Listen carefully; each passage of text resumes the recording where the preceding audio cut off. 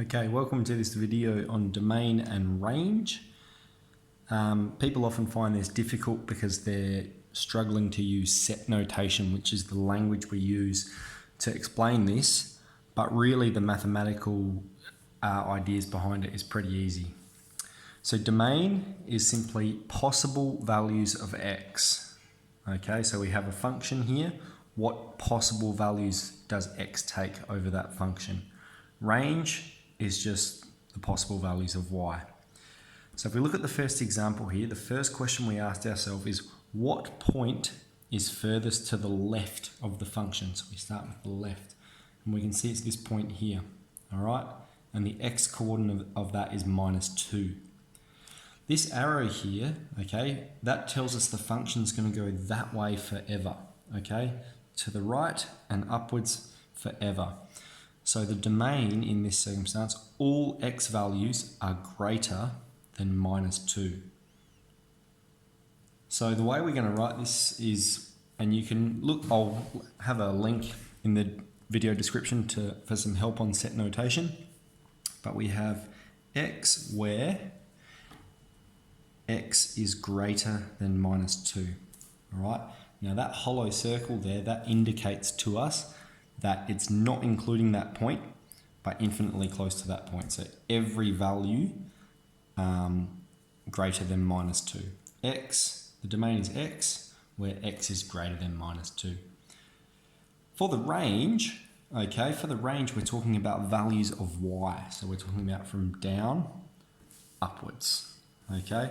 So we ask ourselves, what is the lowest possible value of y? That is the lowest value. So we can see here, here's the function, and from there onwards, it's continuously going upwards. So the lowest point is -3, and every other y coordinate is greater than that. So the range is y, where y is greater than -3. Okay, again, we're not including that point, so the values are greater than it. Okay, here we have a bit of some sort of quadratic that's cut off at this point. These coordinates are -3 and -5. So again, let's look at the lowest x value. All right, the lowest x value is -3.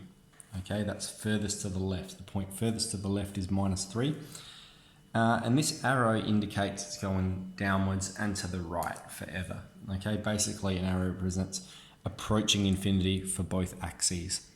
So for this one, we've got the domain where x is greater than or equal to, okay? See how this one's colored in? We include that point, -3. All right, it's greater than or equal to that point. X is defined from there onwards. For y, okay, for y, we're looking for the lowest possible value of y. It's not this one, okay? That could trick you. You might think, gee, that's pretty low. We can see here it's going downwards towards negative infinity. All right, so the lowest possible value of y is negative infinity. The highest possible value of y is -4. That's the highest point on the graph. It just touches the y-axis at -4. So what we have to say now is that all of y is less than or equal to, now it's +4. All right, that's +4 there. All of y is less than or equal to 4. Okay, every y coordinate is defined in that region. Okay, last one here. Again, a quadratic, but this time it has two limitations. All right, so if we're talking about x, we're going from this point, okay, that's the point furthest to the left, to this point. This is the point furthest to the right. Okay, so we have x where, so -5 is the point furthest to the left, and we're including that value, so it's less than or equal to x, and we're not including this value, 4. Okay, so we have less than 4. All right, notice the difference there. We include that value, so we have less than or equal to. We don't include that value. All right, we can see there, so it's just less than. For the range, okay, we have y where the lowest possible value of y. All right, it's not here, that's only -3, it's actually over here. This one is -4. All right, again, it's not including that point. We have -4 is less than y. okay, because it's hollow, we're not including that point. The highest possible value of y in this one is 3. So we have minus 4 is less than y is less than 3. X is defined in this region, that is from minus 5 to positive 4, and y is defined in the region minus 4 to positive 3. Okay, it basically constructs a square around where the function is defined. So it's an easy mathematical concept, okay? We're just looking at what's the point furthest to the left, what's the point furthest to the right, okay? And then for range, what's the bottommost point, what's the topmost point?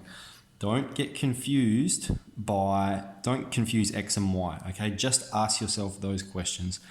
Look from left to right, look from bottom to top. And then the other thing is set notation, okay? Again, click on the link, have a bit of a read about how to get a good idea of what set notation is asking you.